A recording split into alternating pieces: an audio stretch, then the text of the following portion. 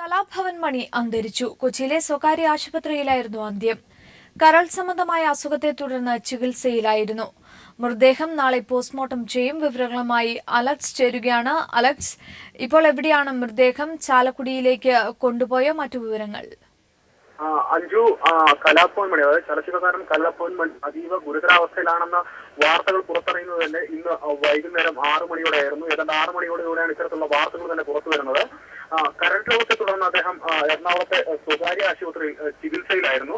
അദ്ദേഹം അതായത് 2 മാസം മുമ്പ് അദ്ദേഹം ഇവിടെ ചികിത്സയിലുണ്ടായിരുന്നു. അതിനുശേഷം ഈ രോഗം കുറഞ്ഞ നേരത്തോടെ അദ്ദേഹം പോയി. അതിനുശേഷം വീണ്ടും രോഗം മൂർച്ഛിച്ചതിനെ തുടർന്ന് അദ്ദേഹത്തെ ഇന്നലെ വൈകുന്നേരം, അതായത് ഇന്നലെ വൈകുന്നേരം അത്യാസന്ന നിലയിൽ കൊച്ചിയിലെ ഈ ആശുപത്രിയിൽ വീണ്ടും പ്രവേശിക്കുകയായിരുന്നു. ആശുപത്രിയിൽ എത്തുമ്പോൾ അദ്ദേഹത്തിന്റെ അവസ്ഥ അങ്ങേയറ്റം ഗുരുതരാവസ്ഥയിലായിരുന്നു. ഇന്ന് വൈകുന്നേരത്തോടുകൂടെ അദ്ദേഹത്തെ വെന്റിലേറ്ററിലേക്ക് മാറ്റി. എന്നാൽ വൈകുന്നേരം 7:15 കലാഭവൻ മണി അന്തരിക്കുകയായിരുന്നു. എന്നാൽ ഇത് മരണകാരണം സംബന്ധിച്ച മറ്റു ചില ദുരൂഹതകൾ അല്ലെങ്കിൽ മറ്റു ചില അഭ്യൂഹങ്ങൾ നിലനിൽക്കുന്നുണ്ട്. കാരണം ആശുപത്രിയിൽ അദ്ദേഹത്തെ അത്യാസന്ന നിലയിൽ ആശുപത്രിയിൽ എത്തിക്കുമ്പോൾ അദ്ദേഹം മദ്യപിച്ചിരുന്നതായി വാർത്തകൾ വരുന്നുണ്ട്.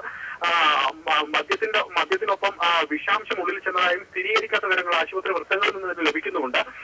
എന്നാൽ ഇത് നമുക്ക് മനസ്സിലാകുന്നത് ആശുപത്രി അധികൃതർ തന്നെ ചേരനല്ലൂർ ചാലക്കുടി പോലീസിനെ ഈ വിവരം അറിയിച്ചിട്ടുണ്ട്. അങ്ങനെ പോലീസ് ആശുപത്രിയിലെത്തി മണിയുടെ മൊഴിയെടുക്കാനായി ഇരിക്കുകയായിരുന്നു. അപ്രതീക്ഷിതമായി കേരളത്തെ നടുക്കിയ ഈ മരണം സംഭവിച്ചത്. നേരത്തെ സൂചിപ്പിച്ചതുപോലെ ആശുപത്രിയിലേക്ക് ജനങ്ങളടക്കം ആരാധകരടക്കം ഒരുപാട് പേരാണ് ആശുപത്രിയിലേക്ക് ഒഴുകി നടന്ന ഒരു നോക്ക് കാണാൻ.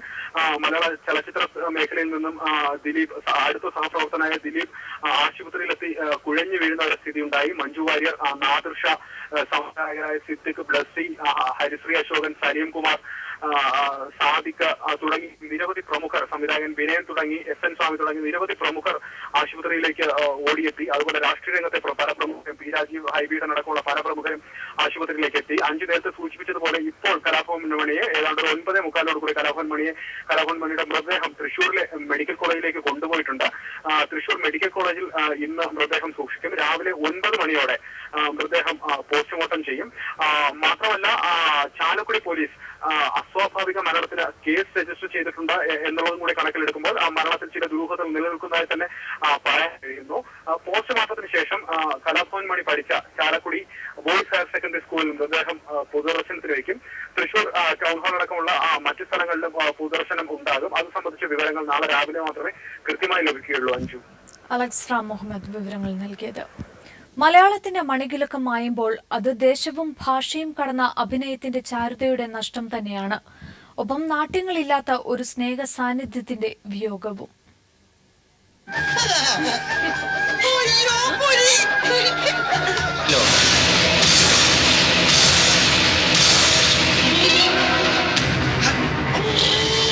നടനവൈഭവത്തിന്റെ ചാരുതയ്ക്കൊപ്പം സ്നേഹസാന്നിധ്യത്തിന്റെ മണികിലുക്കം തന്നെയായിരുന്നു കലാഭവൻ മണി.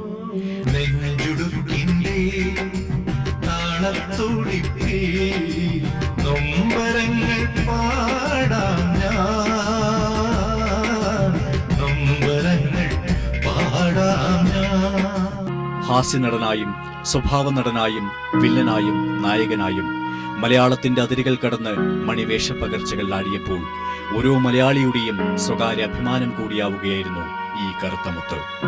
ചാലക്കുടിയിൽ നിന്നും ജീവിതത്തിന്റെ പരാധീനതകൾക്കൊപ്പം പാട്ടിനെയും അനുകരണ കലയെയും കൂടെ കൂട്ടി. മിമിക്രി കലാകാരനായി കലാഭവനിലെത്തിയ മണി അക്ഷരം എന്ന ചലച്ചിത്രത്തിലെ ഓട്ടോറിക്ഷാ തൊഴിലാളിയായി ജീവിതത്തിന്റെ വേഷവും പകർത്തിവെച്ചു. സല്ലാപം എന്ന ചിത്രത്തിലെ ചിത്രകാരൻ രാജപ്പന്റെ വേഷം സിനിമയിൽ ഏറെ ശ്രദ്ധേയനാക്കി. വാസന്തിയും ലക്ഷ്മിയും പിന്നെ ഞാനും, Karumadikuttan, Ben Johnson, Abraham Lincoln, Nattu Rajavu, ഇങ്ങനെ നിരവധി വേഷങ്ങൾ. പിന്നീട് തമിഴിലും താരസാന്നിധ്യമായി. 2000-ൽ ദേശീയ തലത്തിൽ പ്രത്യേക ജൂറി പുരസ്കാരം, സംസ്ഥാന ചലച്ചിത്ര പുരസ്കാരങ്ങളടക്കം അനവധി അംഗീകാരങ്ങൾ. പ്രാരാബ്ധത്തിന്റെ ഇന്നലകളെ മറച്ചുവെക്കാതെ വെള്ളി വെളിച്ചത്തിലും നാട്യങ്ങളില്ലാത്ത നാട്ടിൻ പുറത്തുകാരനായി, ഇടതുപക്ഷ പ്രത്യയശാസ്ത്രത്തിന്റെ സഹയാത്രികനായി, അരുതായ്മയ്ക്കെതിരായ ശബ്ദമായി, അശരണർക്ക് കൈത്താങ്ങായി. ഈ മണികിലുക്കം മായുമ്പോൾ ഒരു നടന മാത്രമല്ല നമുക്ക് നഷ്ടമാകുന്നത്, പച്ചയായ ഒരു മനുഷ്യന്റെ സ്നേഹ സാന്നിധ്യം കൂടിയാണ്.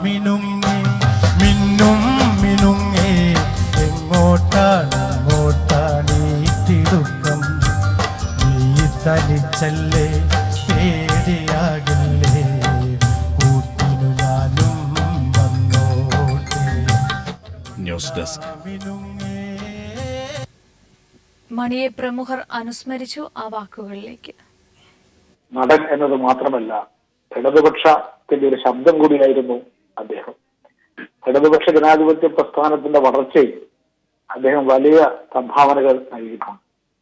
കേരളത്തിലും പരിസര പ്രദേശങ്ങളിലും ഇടതുപക്ഷവുമായി ബന്ധപ്പെട്ടിട്ടുള്ള പ്രവർത്തനമായിരുന്നു അദ്ദേഹം നടത്തിയത്. തൊഴിലാളിയായി പ്രവർത്തനം ആരംഭിച്ച് തൊഴിലാളി വർഗ പ്രസ്ഥാനത്തിന്റെ അവേദ്യമായിട്ടുള്ള ബന്ധപ്പെട്ടുള്ള പ്രവർത്തനം കലാഭവൻ മണിക്ക് നടത്താൻ സാധിച്ചിട്ടുണ്ട്.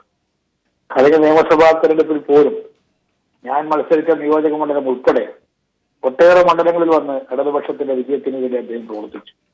എന്നും ഇടതുപക്ഷത്തിന്റെ ഒപ്പം നിലയുറപ്പിച്ച ആ എല്ലാവർക്കും പ്രിയങ്കരനായിട്ടുള്ള നടന്റെ വേർപാടിൽ ഞാൻ അഗാധമായ അനുശോചനം CPI-ന് വേണ്ടി അറിയിക്കും. മലയാളത്തിന്റെയും അതിരുകൾക്കപ്പുറത്തേക്കുമായി സാന്നിധ്യം അറിയിച്ച സിനിമകളുണ്ട്. രജനീകാന്തിന്റെയും കമലഹാസന്റെയും ഒപ്പം അഭിനയിക്കുന്ന ഒരു വളർച്ചയിൽ മണി എത്തുകയുണ്ടായി. തീർച്ചയായിട്ടും ഒരു വളരെ ജീവിതത്തിന്റെ ഏറ്റവും താഴത്തെ അവസ്ഥയിൽ നിന്നും ഏറ്റവും ദാരിദ്ര്യവും കഷ്ടതകളും ഒക്കെയുള്ള ജീവിത അവസ്ഥകളിൽ നിന്നും മണി ഒരു കലാകാരനുമല്ലേ, തന്റെ കല എന്ന് പറയുന്ന ഒരു സമ്പാദ്യം കൊണ്ട് മാത്രം മണി ഈ ജീവിതത്തെ കെട്ടിപ്പിടിച്ചവനാണ്. അദ്ദേഹം എല്ലാ സാധാരണക്കാരനുമായിട്ട് ഇടപെട്ട് അവരുമായിട്ട് എല്ലാം ഒരു കോർഡിയലായിട്ട് പോകുന്ന നല്ല സ്വഭാവമുള്ള ആളാണ്. അഭിനയ രംഗത്ത് യഥാർത്ഥത്തിൽ കലാഭവൻ മണി ഒരു അത്യുന്നത സ്ഥാനത്താണ് എന്ന് പറഞ്ഞാൽ അതിലൊട്ടും അത്ഭുതം ഉണ്ടാവില്ല. അങ്ങനെ ഉയർന്ന ഒരു നിലവാരം പുലർത്തിക്കൊണ്ടിരുന്ന ഒരു വ്യക്തിയായിരുന്നു. കലാഭവൻ മണിക്ക് പകരം കലാഭവൻ മണി അല്ലാതെ മറ്റൊരാളില്ല. അതാണ് മലയാളത്തിന്റെ ഇന്നത്തെ അവസ്ഥ. അതാണ് എന്റെ വിലയിരുത്തൽ. നാടൻ പാട്ടുകൾക്ക് ഒരു പുനർജനിയായിരുന്നു കലാഭവൻ മണിയുടെ ആ സ്വരമാധുര്യം. മലയാളികളുടെ ഓരോ ആഘോഷങ്ങൾക്കും ഓരോ നാടൻ പാട്ടുകളും കടന്നു വന്നുകൊണ്ടുമിരുന്നു. ചാലക്കുടി ചന്തക്ക് പോകുമ്പോ ചന്ദന ചോപ്പുള്ള മികാരി പെണ്ണിനെ കണ്ടേ ഞാൻ.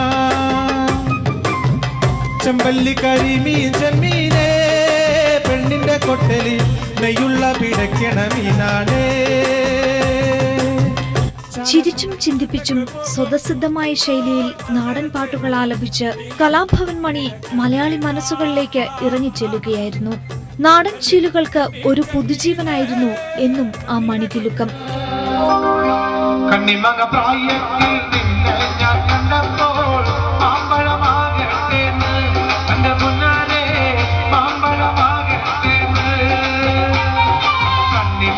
നാടൻ പാട്ടുകളുടെ അവതരണം തന്നെയാണ് മണിയെ മറ്റു കലാകാരന്മാരിൽ നിന്ന് വേറിട്ടവനാക്കിയത്. നാടൻ പാട്ടുകൾ കൊണ്ട് മലയാളിയുടെ ആഘോഷ ദിനങ്ങളെ മണി എന്നും വ്യത്യസ്തമാക്കി. ജോലി കഴിഞ്ഞ് വിയർത്തു കുളിച്ചു വരുന്ന അച്ഛൻ വിയർപ്പകറ്റാനായി പാട്ടുപാടും. വിയർപ്പിന്റെ മണമുള്ള നാടൻ പാട്ടുകൾ.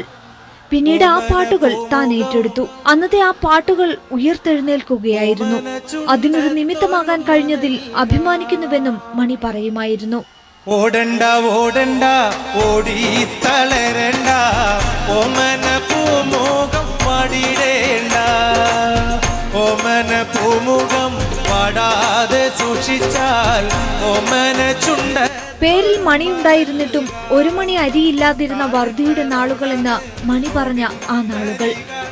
ആ പാട്ടുകളുടെ ഉപ്പും പുളിയും കയ്പും മധുരവുമൊക്കെ ആ ജീവിതമായിരുന്നു.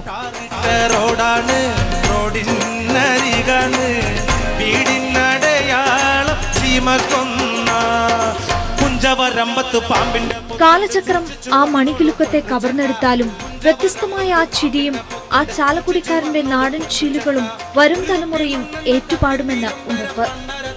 News desk. കായൽ നികത്താനുള്ള ഉത്തരവിൽ അപാകതകളുണ്ടെങ്കിൽ പുനഃപരിശോധിക്കുമെന്ന് മുഖ്യമന്ത്രി ഉമ്മൻചാണ്ടി. കായൽ നികത്താൻ അനുമതി നൽകിയ തീരുമാനം പിൻവലിക്കണമെന്ന് VM സുധീരനും ആവശ്യപ്പെട്ടു. അതേസമയം കായൽ നികത്താൻ അനുമതി നൽകിയതിൽ കോടികളുടെ അഴിമതിയെന്ന് കോടിയേരി ബാലകൃഷ്ണൻ ആരോപിച്ചു. മെത്രാൻ കായൽ നികത്താനുള്ള ഉത്തരവ് വിവാദമായ പശ്ചാത്തലത്തിലാണ് പുനഃപരിശോധിക്കുമെന്ന് മുഖ്യമന്ത്രി ഉമ്മൻചാണ്ടി പറഞ്ഞത്. കോൺഗ്രസിനുള്ളിൽ നിന്ന് തന്നെ വിവിധ കോണുകളിൽ നിന്ന് വിമർശനമുയരുകയും ചെയ്തു. ഏതെങ്കിലും വിധത്തിൽ അതിന് തെറ്റായിട്ടുണ്ട് അല്ലെങ്കിൽ അത് വേണ്ട എന്നുള്ള അഭിപ്രായമുണ്ടെങ്കിൽ നിശ്ചയമായിട്ടും ആ കാര്യം പരിശോധിക്കും. KPCC പ്രസിഡന്റ് ഇത് സംബന്ധിച്ച് എന്നോട് സംസാരിച്ചിട്ടുണ്ട്. അത് ഞങ്ങൾ പരിശോധിക്കും. കായൽ നികത്താൻ അനുമതി നൽകിയ തീരുമാനം പിൻവലിക്കണമെന്ന് KPCC അധ്യക്ഷൻ VM സുധീരൻ ആവശ്യപ്പെട്ടു. ഈ കാര്യം സംബന്ധിച്ച് KPCCക്ക് കൃത്യമായ ഒരു നിലപാടുണ്ട്. അതിൻ്റെ അടിസ്ഥാനത്തിൽ ഈ തീരുമാനം പിൻവലിക്കണം എന്ന് റവന്യൂ മന്ത്രിയോട് ആദ്യമേ ആവശ്യപ്പെട്ടു. ഇന്നലെ വൈകിട്ട് മുഖ്യമന്ത്രിയുമായും ആഭ്യന്തര വകുപ്പ് മന്ത്രിയുമായും സംസാരിക്കാൻ അവസരം കിട്ടിയിരുന്നു.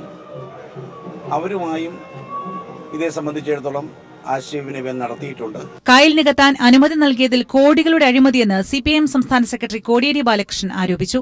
LDF അധികാരത്തിലെത്തിയാൽ മന്ത്രിസഭാ തീരുമാനങ്ങൾ പുനഃപരിശോധിക്കുമെന്നും കോടിയേരി പറഞ്ഞു.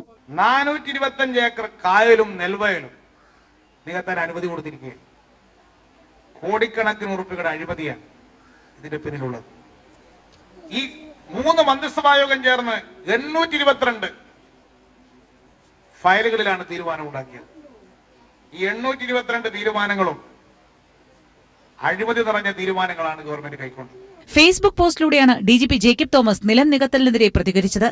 കായൽ നികത്തൽ ശ്രമങ്ങൾ സൂര്യതാപമേൽക്കുന്നവരുടെ ശാപമോ എന്നായിരുന്നു ജേക്കബ് തോമസിന്റെ പോസ്റ്റ്. തെരഞ്ഞെടുപ്പ് പെരുമാറ്റച്ചട്ടം നിലവിൽ വരുന്നതിന് തൊട്ടുമുൻപാണ് മെത്രാൻ കായൽ നികത്താൻ റവന്യൂ വകുപ്പ് ഉത്തരവിട്ടത്.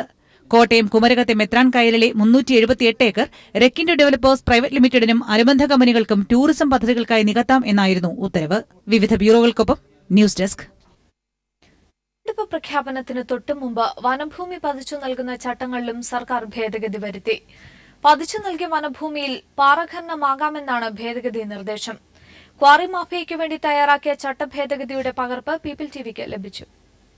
പശ്ചിമഘട്ടം ക്വാറി മാഫിയയ്ക്ക് തീറെഴുതുന്നതിന് ഭൂപതിവ് ചട്ടങ്ങളിൽ ഭേദഗതി വരുത്തിയത് നേരത്തെ വിവാദമായിരുന്നു.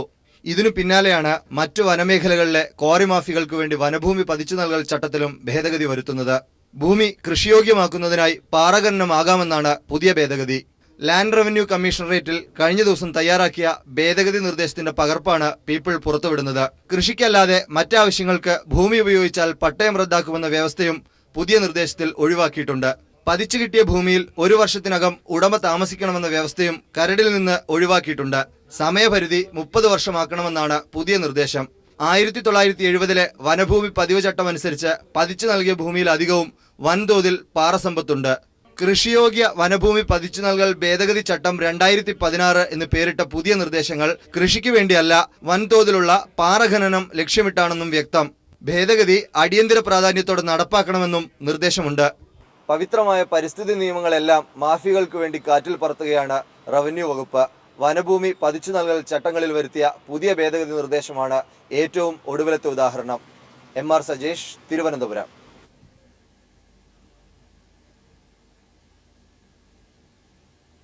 തെരഞ്ഞെടുപ്പിൽ സീറ്റ് അപ്രധാനമെന്ന് ബാലകൃഷ്ണപിള്ള. നാടിനെ വിൽക്കുന്നവരെ പുറത്താക്കുകയാണ് ലക്ഷ്യമെന്നും ബാലകൃഷ്ണപിള്ള പറഞ്ഞു. LDF എൻ്റെ സേവനം ഈ തെരഞ്ഞെടുപ്പിൽ ഞാൻ നിൽക്കുന്നത് പ്രയോജനമാണ് എന്ന് LDFന് അഭിപ്രായമുണ്ടെങ്കിൽ മത്സരിക്കും. LDFന് വിധേയനാണ്. കാര്യം ഇപ്പം എൻ്റെ ലക്ഷ്യം ഈ രാജ്യം കണ്ട ഏറ്റവും വലിയ അഴിമതി മന്ത്രിമാർ, സ്വഭാവദൂഷ്യമുള്ള മന്ത്രിമാർ, തെരഞ്ഞെടുപ്പിൻ്റെ തലേന്ന് പോലും കേരളത്തിൻ്റെ വസ്തു വിറ്റ് കാശ് മേടിക്കുന്നവർ, ഈ രാജ്യം, ഈ സംസ്ഥാനം ഒരു കാരണവശാലും ഭരിക്കാൻ പാടില്ല എന്നുള്ളതാണ് എൻ്റെ ഇപ്പോഴത്തെ ലക്ഷ്യം. കൊടുവള്ളിയിലെ ലീഗ് വിമത സ്ഥാനാർത്ഥി കാരാട്ട് റസാഖ് പ്രചാരണം ആരംഭിച്ചു. മണ്ഡലത്തിലെ പ്രധാന ലീഗ് നേതാക്കളെല്ലാം കാരാട്ട് റസാഖിനൊപ്പം പ്രചാരണത്തിൽ സജീവമാണ്. കൊടുവള്ളിയിലെ കരുത്തനായ ലീഗ് നേതാവ് കാരാട്ട് റസാഖ് പാർട്ടി സ്ഥാനങ്ങളെല്ലാം രാജിവെച്ചാണ് വിമത സ്ഥാനാർത്ഥിയായി രംഗത്തെത്തിയിരിക്കുന്നത്.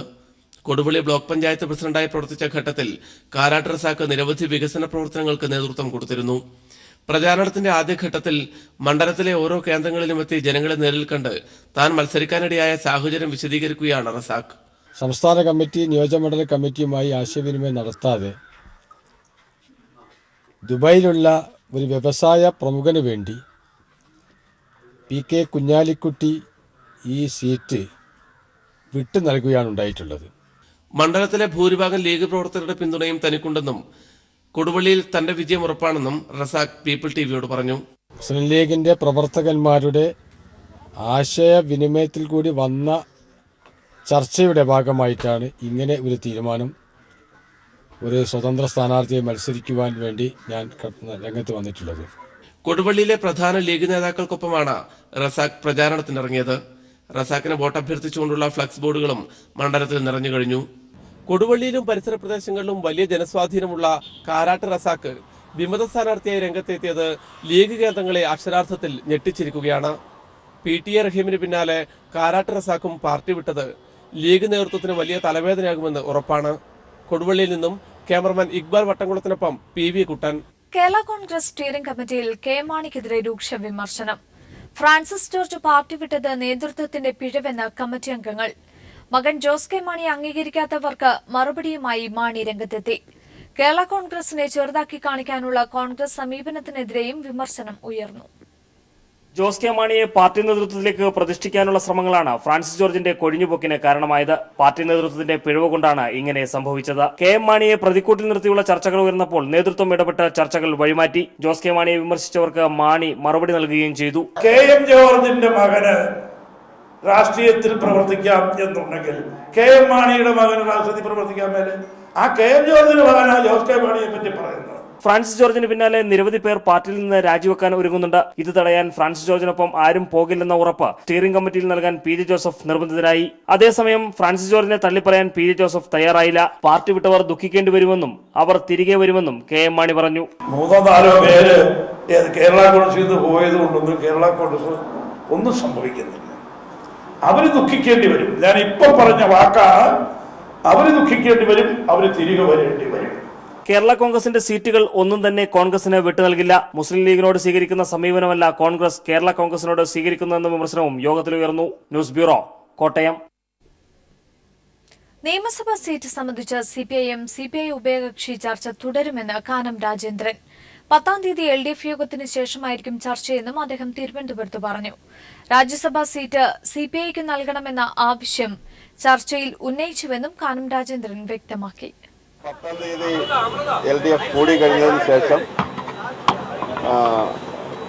പാർട്ടികളുമായി ഉഭയകക്ഷി ചർച്ചകളിലാണ് ആ വിഷയങ്ങൾ. 10-ന് LDF കൂടിയിട്ടാണ് അവർ തീരുമാനം. എയർ ആംബുലൻസിന്റെ പേരിൽ മുഖ്യമന്ത്രി ഉമ്മൻചാണ്ടി ജനങ്ങളെ കബളിപ്പിക്കുന്നുവെന്ന് പിണറായി വിജയൻ. പദ്ധതിക്ക് തുടക്കമായതായി ഉമ്മൻചാണ്ടി പ്രസ്താവിച്ചിരുന്നു. എന്നാൽ ഇതുവരെ പദ്ധതിക്ക് വ്യോമയാന മന്ത്രാലയത്തിന്റെ അംഗീകാരം ലഭിച്ചിട്ടില്ല. കബളിപ്പിക്കൽ ഉമ്മൻചാണ്ടിക്ക് വ്യാജ പ്രതിച്ഛായ നിർമ്മിക്കാനാണെന്നും പിണറായി വിജയൻ ഫേസ്ബുക്കിലൂടെ വ്യക്തമാക്കി.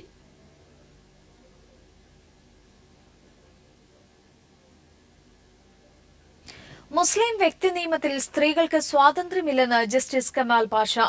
വ്യക്തി നിയമത്തിൽ കാലോചിതമായ മാറ്റങ്ങൾ വരുത്തണമെന്നും പുരുഷ മേധാവിത്വത്തിന് വഴിതെളിച്ചത് മതമേലധ്യക്ഷന്മാരെന്നും കമാൽ പാഷ പറഞ്ഞു. അന്താരാഷ്ട്ര വനിതാ ദിനത്തിന് മുന്നോടിയായി സംഘടിപ്പിച്ച പരിപാടിയിൽ സംസാരിക്കുകയായിരുന്നു അദ്ദേഹം. മുസ്ലിം ലോ കോഡിഫൈ ചെയ്തേക്കുന്നത് പറഞ്ഞാൽ അത് കോഡിഫൈഡ് ലോ അല്ല, യഥാർത്ഥത്തിൽ ഒന്നുമില്ല. പ്രസിഡൻഷ്യൽ വാല്യൂസ് മാത്രം എടുത്തോണ്ടുള്ള ഒരു നിയമമാണ് മുസ്ലിം ലോ എന്ന് പറഞ്ഞ് നമ്മുടെ രാജ്യത്ത് ഇപ്പോൾ നിലവിലിരിക്കുന്ന നിയമം. ഖുർആൻ അനുശാസിക്കുന്ന എല്ലാം വേണം എന്ന് പറഞ്ഞാൽ ആണുങ്ങൾക്ക് എത്ര കല്യാണം വേണമെങ്കിലും കഴിക്കാം, ഒരു കുഴപ്പമില്ല. എത്ര കുഞ്ഞുങ്ങളാവാം, അതൊന്നും ഒരു പ്രശ്നമില്ല. അതുപോലെ തന്നെ സ്ത്രീ അതിനെ എപ്പോ വേണമെങ്കിലും എടുത്ത് ദൂരെ എറിയാം. ഡെപ്യൂട്ടി കളക്ടറെ കൊണ്ട് പൊറുതിമുട്ടി ലക്ഷദ്വീപ് അഗത്തി നിവാസികൾ. ദ്വീപിലെ ജനകീയ പ്രശ്നങ്ങൾ ഉയർത്തിക്കാട്ടി രംഗത്തെത്തുന്നവരെ ഡെപ്യൂട്ടി കളക്ടർ ബുസർ ജഹാംഗുദിന്റെ നേതൃത്വത്തിൽ കള്ളക്കേസിൽ കുടുക്കി വേട്ടയാടുന്നതായി ചെറുപ്പക്കാരുടെ പരാതി. ലക്ഷദ്വീപിൽ മാധ്യമങ്ങളില്ലാത്തതുകൊണ്ടാണ് ജനങ്ങളുടെ ദുരിതങ്ങൾ പുറംലോകം അറിയാത്തതെന്ന് ഡിവൈഎഫ്ഐ പ്രവർത്തകർ കൂടിയായ ചെറുപ്പക്കാർ പീപ്പിൾ ടിവിയോട് പറഞ്ഞു.